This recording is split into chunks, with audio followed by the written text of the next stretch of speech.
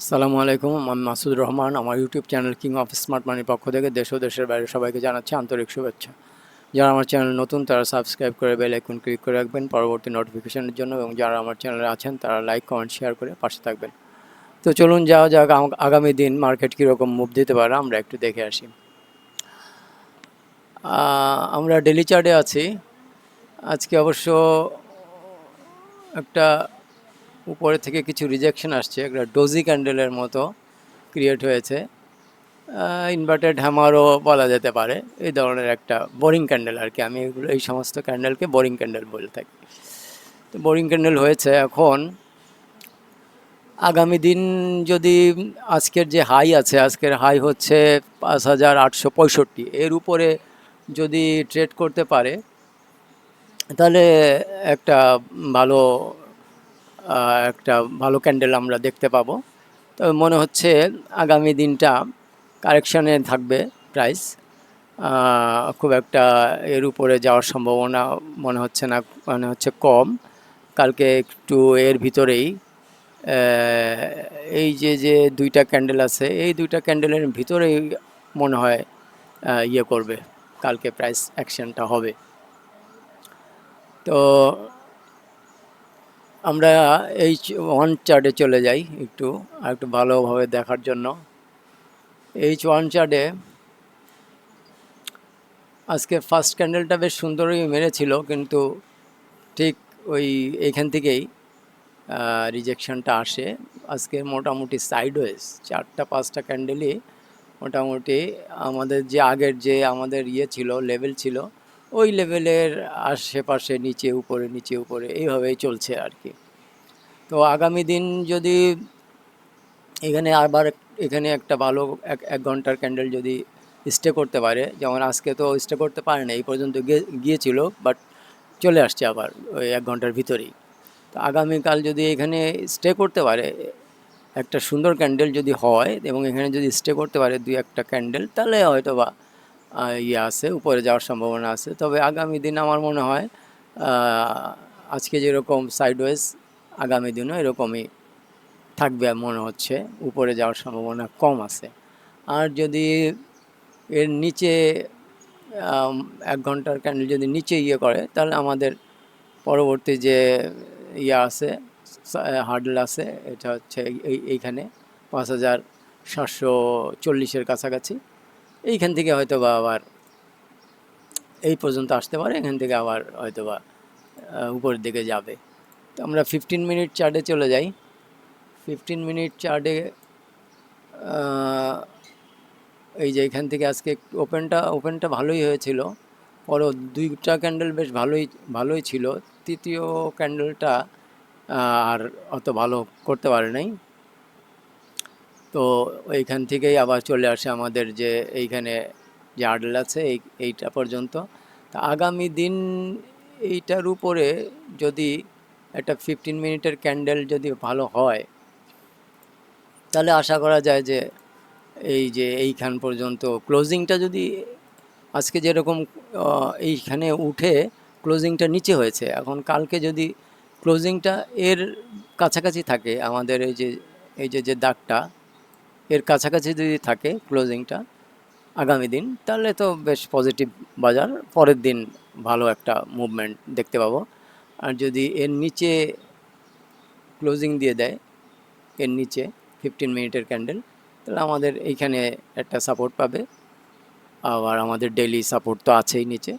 এই সমস্ত জায়গার থেকে আবার প্রাইস উপরের দিকে ওঠার চেষ্টা করবে এইখানে, অথবা এই সমস্ত জায়গার থেকেও উঠতে পারে। এটা নিচে চলে আসলো আবার গেল, এরকম আর কি হওয়ার সম্ভাবনা আছে। তো আমরা এখনও বাজার সেরকম একটা ইয়ে হয় নাই, লেনদেন অত ভালো হচ্ছে না, 1,000 কোটির পার হচ্ছে না।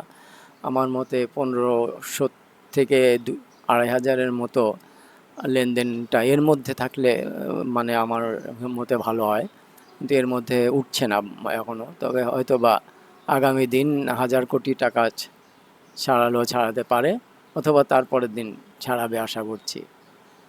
তো আমরা যারা দিনের পর দিন আটকে আছি, এই সময় অনেক অনেক স্টকেই ওদের ওগুলাতে আসলে এখন তো বাজার একটা পজিটিভ মুভমেন্টে যাচ্ছে, হয়তোবা আমরা ওই আটকে থাকা স্টকগুলোর থেকে হয়তোবা অল্প লসে বেরিয়ে যাওয়ার একটা সম্ভাবনা আছে, তবে একটু সময় লাগবে।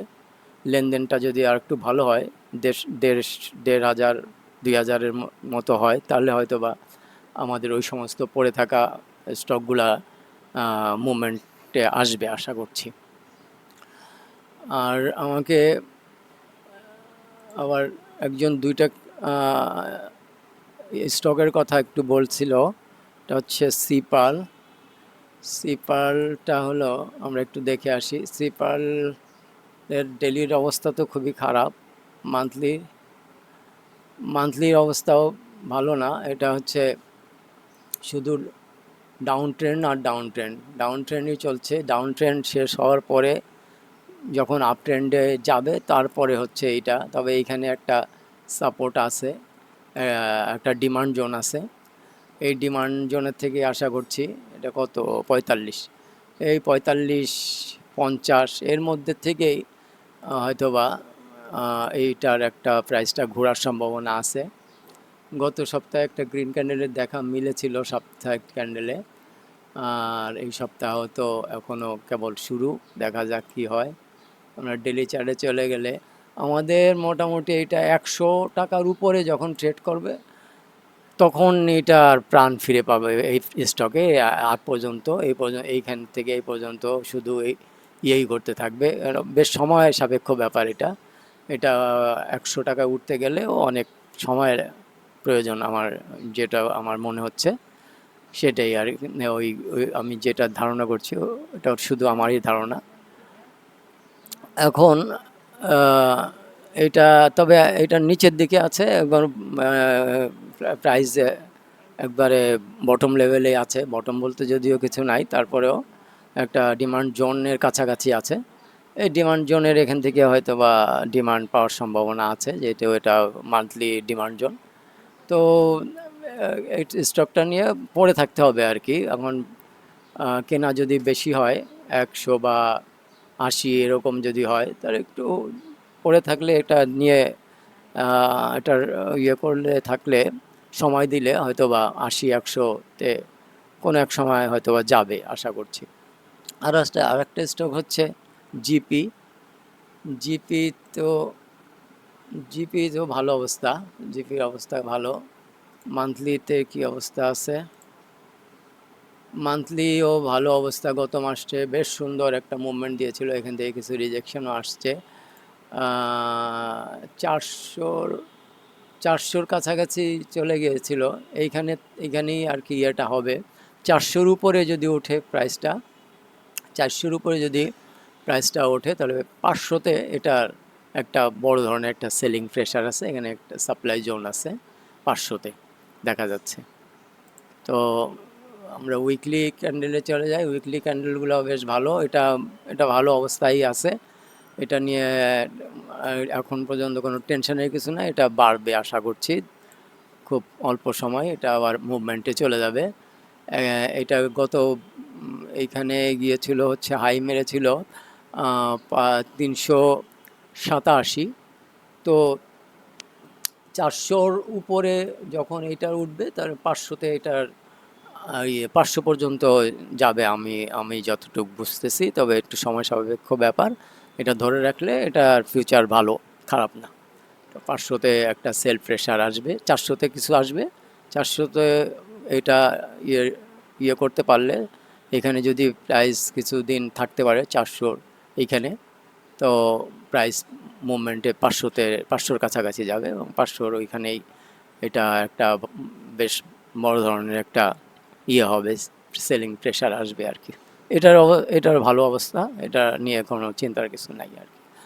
তো আজকের মতো এখানেই শেষ করছি। আপনারা সবাই ভালো থাকেন, সুস্থ থাকেন, মা বাবার প্রতি খেয়াল রাখেন। আল্লাহ হাফিজ।